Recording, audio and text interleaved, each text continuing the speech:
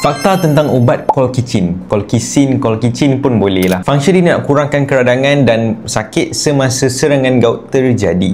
Biasanya dia akan guna untuk mencegah masalah serangan gout yang berulang bila dah start ubat allopurinol. Dos dia simple je. Ambil satu biji which is 0.5 mg 2 to 3 times per day. Bila ada serangan lah. So bila kita punya simptom serangan tu dah makin kurang, biasanya kita akan kurangkan lah dos tu. So ubat ni dia tak boleh ambil secara overdose berlebihan, sebab terlebih dos ni dia akan worsen kesan sampingan ubat. Contohnya cirit birit, sakit perut, loya ataupun muntah. Tapi kena elak dua jenis ubat yang boleh kata potential harm dengan colchicine. First kali ada simvastatin, ubat kolesterol. Yang kedua ada clarithromycin, ubat jenis antibiotik. Dua ni kalau ambil, kalau boleh jarakkan lah. Gabungan colchicine dengan simvastatin dan juga clarithromycin dia akan menyebabkan severe muscle toxicity. Contohnya myopathy ataupun rhabdomyolysis. Okay, so guys, apa lagi ubat yang nak saya share kat korang? Cuba korang komen dekat bawah.